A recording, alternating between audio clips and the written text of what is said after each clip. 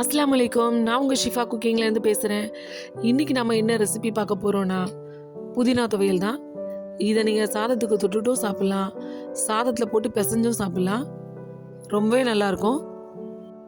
வாங்க எப்படி செய்கிறதுன்னு சொல்கிறேன். இங்கே நான் ஒரு கடாயில் 1 ஸ்பூன் எண்ணெய் ஊற்றி காய வச்சுருக்கேன். அதில் 1 ஸ்பூன் உளுந்து போட்டு நல்லா வறுத்துக்கிறேன்.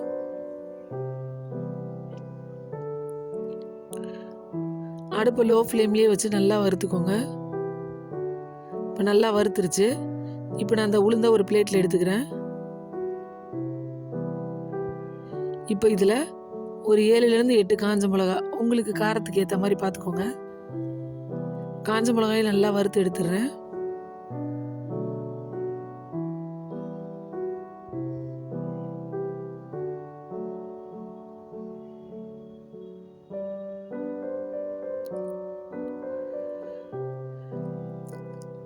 இப்போ இந்த எண்ணெயிலேயே ஒரு 7 பல்லு சின்ன வெங்காயத்தை இதில் சேர்த்துருக்கேன். அதோட 7 பல்லு பூண்டு சேர்த்துருக்கேன். இந்த வெங்காயம் பூண்டு ரெண்டுமே லோ ஃப்ளேமில் வைங்க, நல்லா அதில் வதங்கணும். பூண்டு வெங்காயமும் கொஞ்சம் வதங்கின உடனே இப்போ இதில் 1 ஸ்பூன் தனியா, அதாவது முழு கொத்தமல்லியை இதில் சேர்த்துருக்கேன். இப்போ இது எல்லாமே நல்லா எண்ணெயிலேயே வதங்கட்டும்.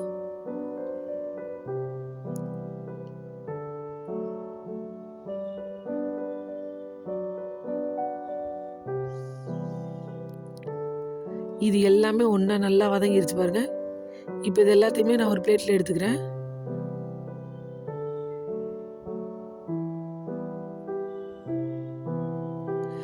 இந்த கொத்தமல்லியோட ஃப்ளேவர் தான், தனியாவோட ஃப்ளேவர் தான் நம்ம துவையல் சாப்பிடும் போது ரொம்ப நல்லா இருக்கும். இப்போ ஒரு கைப்பிடி அளவு புதினா, ஒரு கைப்பிடி அளவு கொத்தமல்லி எடுத்து வச்சுருக்கேன். அதையும் இப்போ எண்ணெயில் போட்டு நம்ம வதக்கிக்கலாம்.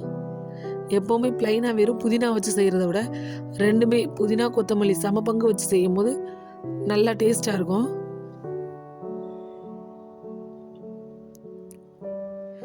நீங்கள் இந்த துவையல் செய்யும் போது தனியா கண்டிப்பாக சேருங்க.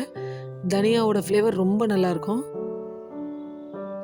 பாருங்கள், 1 செகண்ட்லேயே வதங்கிருச்சு. அவ்வளோதான், அடுப்பு ஆஃப் பண்ணிடுங்க.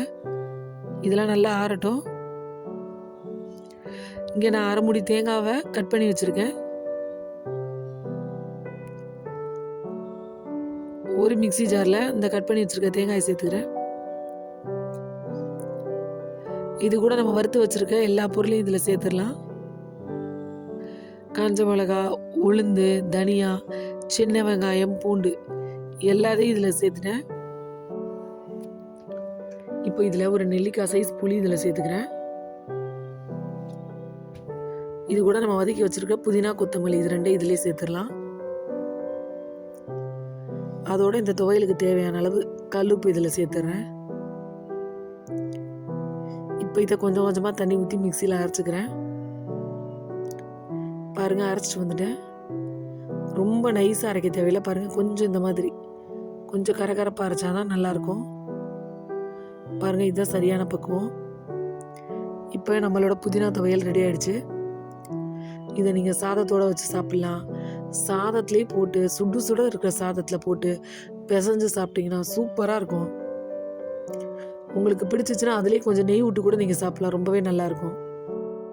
என்னோட அந்த ரெசிபி உங்களுக்கு பிடிச்சிருந்துச்சுன்னா என்னோடய சேனலை லைக் பண்ணுங்கள், ஷேர் பண்ணுங்கள், சப்ஸ்கிரைப் பண்ணுங்கள்.